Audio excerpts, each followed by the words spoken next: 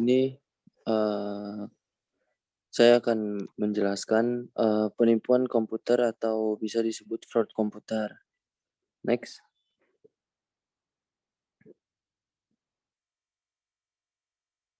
Sebelum masuk ke materi, di sini saya akan memperkenalkan kelompok 6, Sistem Informasi Akuntansi. Yang pertama ada Putri Oktaviani, yang kedua ada Nabila Salsabila Salendra, dan yang ketiga ada Nurul Asmi Fajria, dan yang terakhir ada saya sendiri.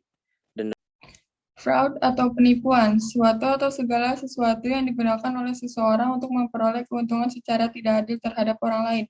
Contohnya kebohongan, penyembunyian kebenaran, muslihat, dan kelicikan. Penipuan internal, 1. Penggelapan aset, 2. Penipuan pelaporan keuangan.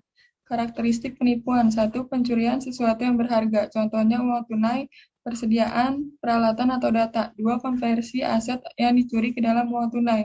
3. Penyembunyian kejahatan untuk menghindari pendeteksian. Fraud triangle, segitiga kecurangan yang menggambarkan adanya 3 kondisi penyebab terjadinya penyalahgunaan aset dan kecurangan dalam laporan keuangan. 1. Tekanan adalah motivasi untuk melakukan penipuan, dapat berupa 1. Tekanan keuangan, contohnya gaya hidup mewah, beban hutang, kecanduan narkoba, dan lain-lain. 2. Tekanan pekerjaan, contohnya gaji yang rendah, kinerja tidak diakui, dan lain-lain. 3. Tekanan lainnya, contohnya tekanan keluarga, ketidakstabilan emosi. 2. Peluang, situasi yang membuka kesempatan atau peluang pelaku secara leluasa untuk dapat melakukan kecurangan. Contohnya, karyawan rangkap tugas, kasir, dan akuntansi menyebabkan kecurangan pencatatan atas curiannya. 3. Rasionalisasi atau pembenaran adalah pembelaan diri oleh pelaku karena merasa tidak bersalah dengan membenarkan alasan mereka melakukan fraud tersebut. Contohnya, perusahaan telah mendapatkan keuntungan yang besar dan tidak mengapa jika pelaku mengambil bagian sedikit dari keuntungan tersebut. Komputer itu melawan hukum yang dilakukan memakai komputer sebagai sarana atau alat komputer sebagai objek, baik untuk memperoleh keuntungan ataupun tidak dengan merugikan pihak lain. Klasifikasi komputer fraud. Yang pertama itu ada input fraud, yaitu pengubahan input komputer merupakan cara yang paling umum dan sederhana untuk melakukan pengerusakan maupun penipuan. Yang kedua ada prosesor fraud, yaitu misalnya karyawan yang menyia-nyiakan waktu untuk melakukan fasilitas internet untuk keperluan pribadi mereka, sehingga waktu kerja produktif mereka terpakai untuk hal tersebut. Yang ketiga ada computer intrusion fraud, yaitu tindakan pengerusakan software untuk memproses data perusahaan. Yang keempat ada data fraud, yaitu mengubah atau merusak file-file atas perusahaan, dapat juga berupa menyalin, menggunakan maupun mencari file dari data perusahaan tanpa otorisasi. Yang terakhir ada output fraud, yaitu output sebuah sistem biasanya ditampilkan pada layar atau dicetak di kertas. Next. Selanjutnya mencegah dan mendeteksi komputer fraud. Yang pertama ada membuat komputer fraud lebih jarang terjadi, yaitu memperkerjakan dan memberhentikan karyawan dengan semestinya dan tersosialisasinya standar keamanan. Yang kedua, memperbaiki metode deteksi, yaitu melakukan audit secara berkala. Dan yang kedua, adanya konsultan atau pengawas khusus. Yang ketiga, ada meningkatkan kesulitan untuk melakukan komputer fraud, yaitu mengembangkan sistem pengendalian internal. Dan yang terakhir, adanya pemisahan tugas karyawan dan diberlakukannya pengambilan cuti wajib maupun rotasi pekerjaan. Dan yang terakhir, mengurangi kerugian akibat komputer fraud, yaitu menggunakan jaminan asuransi, adanya penyimpanan cadangan file-file perusahaan. Next. Selanjutnya, masih lanjutan yang tadi, cara mencegah dan mendeteksi penipuan komputer. Yang pertama itu membuat penipuan lebih jarang terjadi. Caranya itu, yang pertama bisa menggunakan praktik memperkerjakan dan memecat pegawai yang semestinya. lalu mengatur para pegawai yang merasa tidak puas, lalu melatih para pegawai mengenai standar keamanan dan pencegahan terhadap penipuan, lalu mengelola dan menelusuri lisensi software, dan meminta menandatangani perjanjian kerahasiaan kerja. Yang kedua, meningkatkan kesulitan untuk melakukan penipuan. Cara-caranya yaitu meminta pegawai mengambil cuti dan melakukan rotasi pekerjaan, membatasi akses ke perlengkapan komputer dan file data, mengenkripsi data dan program, mengamankan saluran telepon, mengamankan sistem dari virus, mengendalikan data yang sensitif, mengendalikan komputer laptop, dan mengawasi informasi hacker. Lalu yang ketiga itu memperbaiki metode deteksi. Cara-caranya yaitu ada sering melakukan audit, memperkerjakan pegawai khusus untuk keamanan komputer, membuat saluran khusus untuk pengaduan penipuan, memperkerjakan konsultan komputer, mengawasi kegiatan sistem, memperkerjakan akuntan forensik, dan menggunakan software pendeteksi penipuan.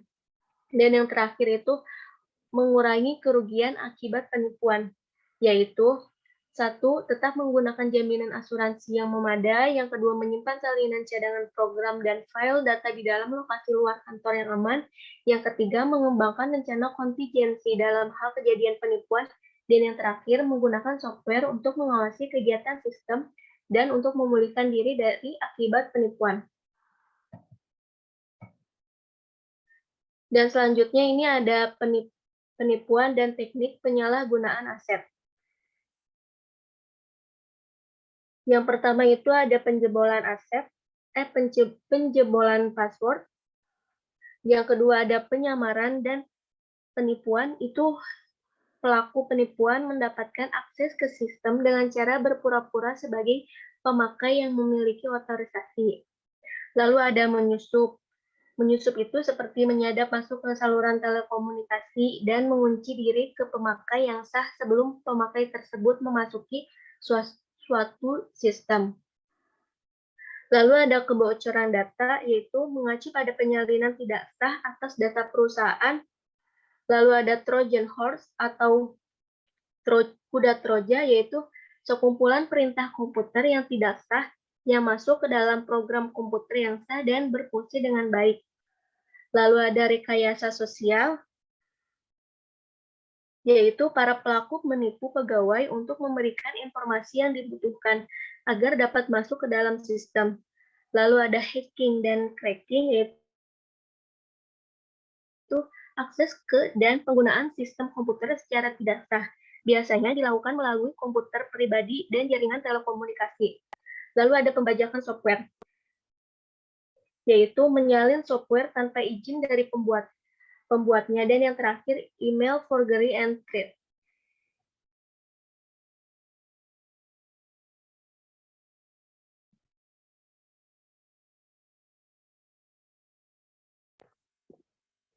Selanjutnya, Syaming. Selanjutnya adalah contoh kasus fraud yang terjadi di perusahaan PT Waskita Karya. Pada Agustus 2009, PT Waskita Karya melakukan penipuan. Penipuan berupa manipulasi laporan keuangan, overstate, pengelembungan markup, kelebihan pencatatan laba. Terus dilakukan salah saji berupa uang sejumlah 5 miliar.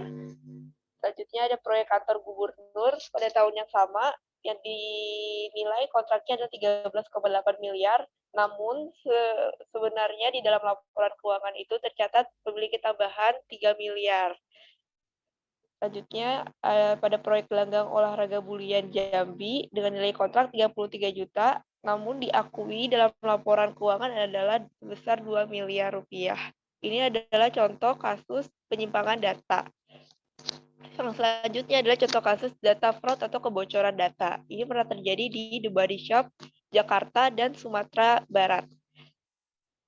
Pada tanggal 3 Maret 2013, terdapat deteksi fraud counterfeit kartu debit di Amerika Serikat dan Meksiko awalnya. Sebagai info ya, di kedua negara ini, pembayar itu menggunakan EDC, sehingga ada opsi dengan debit atau kredit, dan fraud counterfeit ini terjadi hanya pada kartu kredit yang menggunakan swipe.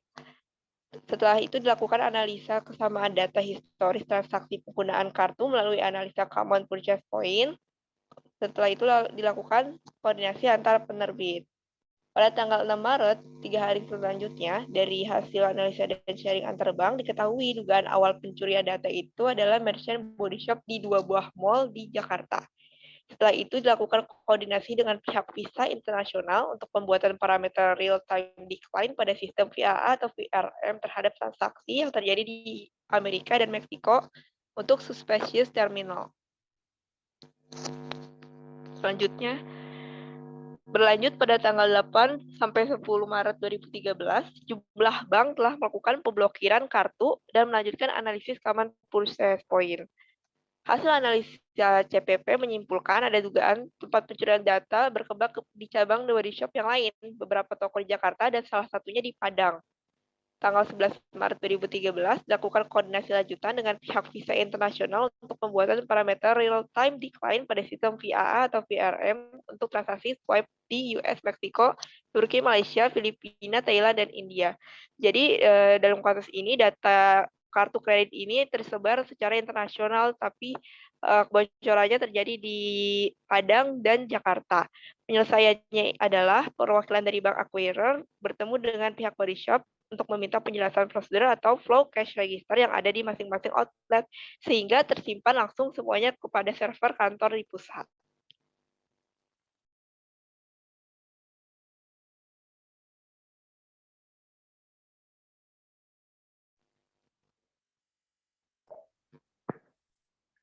Udah nih.